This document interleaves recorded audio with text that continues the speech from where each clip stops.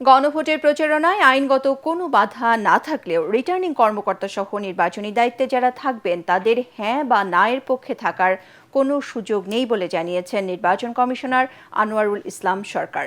রাজধানী নির্বাচন ভবনে সাংবাদিকদের সাথে আলাপকালে তিনি বলেন, সাংবিধানিক প্রতিষ্ঠান হিসেবে ইসি কেবলমাত্র আইনের কাছে দায়বদ্ধ। দেশের প্রচলিত আইন অনুযায়ী প্রত্যেকটি নিবন্ধিত দল ও স্বতন্ত্র প্রার্থীদের জন্য সমান সুযোগ নিশ্চিত করতে কাজ করছে নির্বাচন কমিশন। বিস্তারিত জানাচ্ছেন সৈয়দ রিয়াজ। ত্রয়োদশ জাতীয় সংসদ নির্বাচনের প্রচারণা যখন তুঙ্গে, তখন নির্বাচন সুষ্ঠু ও গ্রহণযোগ্য করতে ব্যস্ত নির্বাচন কমিশন। এরই মধ্যে প্রতিদ্বন্দ্বী প্রার্থীদের মধ্যে চলছে অভিযোগ পাল্টা অভিযোগ। আচরণবিধি ভঙ্গের ঘটনা ঘটছে হরহামেশাই।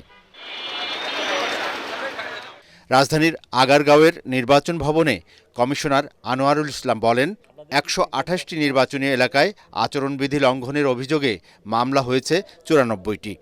৮/১/২০২৬ থেকে ২৬/১/২০২৬ পর্যন্ত আচরণবিধি ভঙ্গ হয়েছে ১৪৪টা।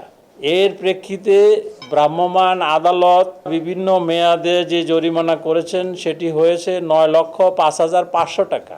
সাংবিধানিক প্রতিষ্ঠান হিসাবে ইসি কারো কাছে দায়বদ্ধ নয় জানিয়ে তিনি বলেন, আইন মেনে নিবন্ধিত প্রতিটি দল নিজেদের মধ্যে সমতা বজায় রেখে তাদের প্রচারণা চালাবে বলে আশা করে নির্বাচন commission. Returning officer, assistant returning officer এবং অন্যান্য যারা নির্বাচনী দায়িত্ব পালন করবেন, তারা আইনগতভাবে কোনো পক্ষে কাজ করবেন না। তারা গণভোটের প্রচার করবে, বাট পক্ষে বিপক্ষে যাবে না। অতীতের যে কোনো সময়ের চেয়ে দেশে বর্তমান নির্বাচনী পরিবেশ অনেক ভালো বলেও মন্তব্য করেন আনোয়ারুল ইসলাম। সৈয়দ রিয়াজ, এটিএন বাংলা, ঢাকা।